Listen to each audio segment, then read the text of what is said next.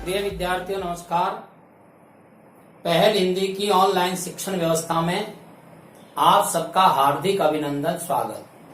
आज हम अध्ययन करेंगे अर्थ के आधार पर शब्द भेद। यह शब्द भेदों का तीसरा आधार है। इसको पूरा सीखने के लिए आप इस वीडियो को सब्सक्राइब कर दें और कम से कम 2 बार इस वीडियो को आप सुनें और सुनकर के इसका स्क्रीनशॉट लेकर के अपनी कॉपी में उतार लें। प्रश्न है, अर्थ के आधार पर शब्दों को कितने भागों में बांटा गया है, उनकी परिभाषा क्या है और उनके प्रकार क्या है।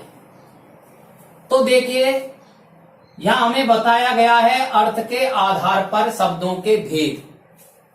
अर्थ के आधार पर शब्दों को मूल रूप से 2 भागों में बांटा गया है। उसमें एक भाग है सार्थक शब्द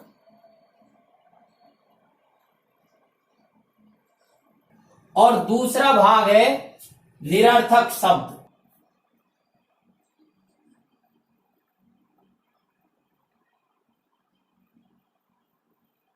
सार्थक यानी क्या? जिन शब्दों का कुछ निश्चित अर्थ होता है वे शब्द सार्थक शब्द कहलाते हैं। जैसे नदी, गाय, विद्यालय, ये ऐसे शब्द हैं जिनका अपना स्वयं का अर्थ है और ये भाषा में स्वतंत्र रूप से काम लिए जाते हैं, अतः ये सार्थक शब्द कहलाते हैं। निरर्थक शब्द जिन शब्दों का कोई निश्चित अर्थ नहीं होता है वे निरर्थक शब्द कहलाते हैं और ये शब्द भाषा में स्वतंत्र रूप से काम में भी नहीं लिए जाते हैं। ये सारे शब्द आम जन की बोलचाल में चलने वाले शब्द हैं। जैसे चाय, वाय। अब यहां चाय का अर्थ है, वाय का अर्थ नहीं है। जादू, टोना। जादू शब्द का अर्थ है, टोना शब्द का अर्थ नहीं है।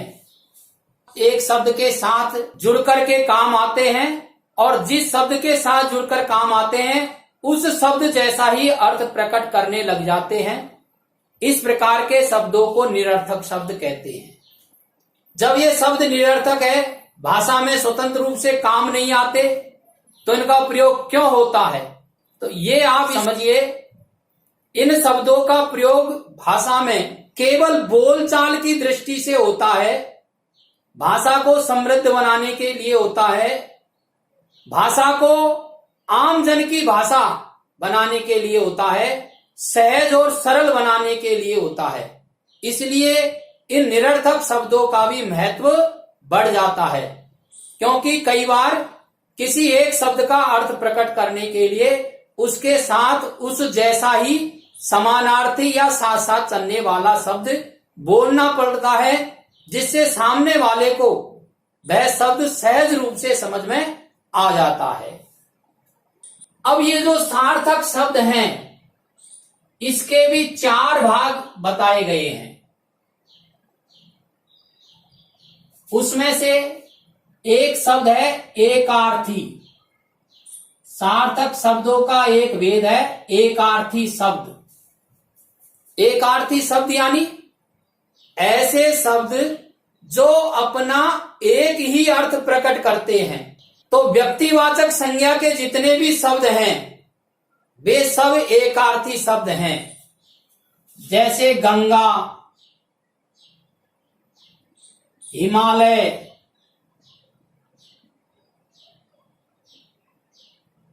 राम, ये सब व्यक्तिवाचक संज्ञा के उदाहरण हैं। ये सब एकार्थी शब्द हैं। दूसरा इसका भेद है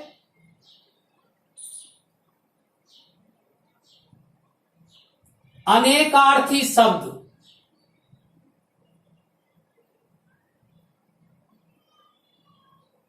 जैसा नाम है ऐसा ही इसकी परिभाषा भी है।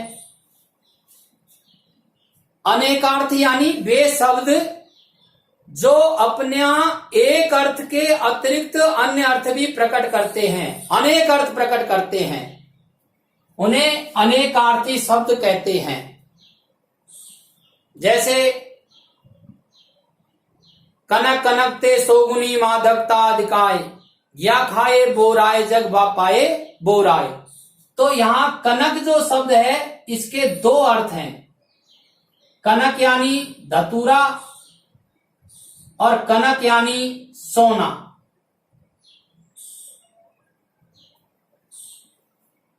पानी गए न उबरे मोती मानस चून, या पानी शब्द के इज्जत,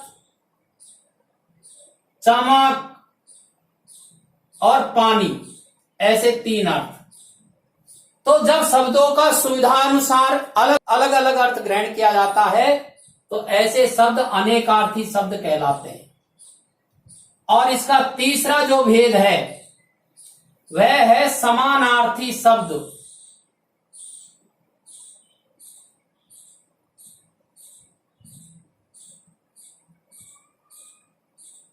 इसको पर्यायवाची भी कहते हैं।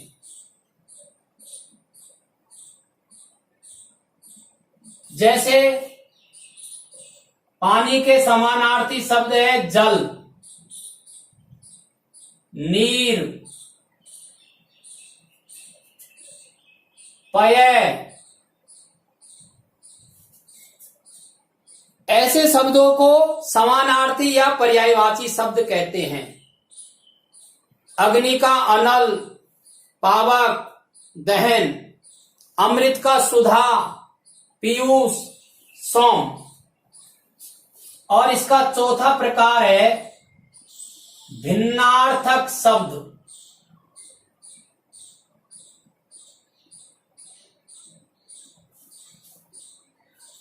वे शब्द जो अपना विपरीत अर्थ प्रकट करते हैं या भिन्न अर्थ प्रकट करते हैं उन्हें भिन्नार्थक शब्द कहते हैं। इनको व्याकरण में विलोम शब्द के नाम से भी पढ़ते हैं। जैसे दिन का रात, राजा का रंग, अच्छा का बुरा, प्रकाश का अंधेरा, ये भिन्नार्थक या विलोम शब्द है।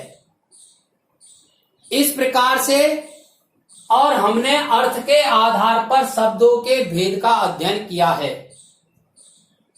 आपकी सुविधा की दृष्टि से यहां इनकी परिभाषाएं लिखी गई है, प्रकार भी लिखे गए हैं और इनके उदाहरण भी लिखे गए हैं। आप इसका स्क्रीनशॉट ले लीजिए। कम से कम 2 बार इस पूरे वीडियो को आप सुनिए और याद करिए। मुझे पूरा विश्वास है आपकी भाषा निश्चित रूप से ही अच्छी होगी। धन्यवाद।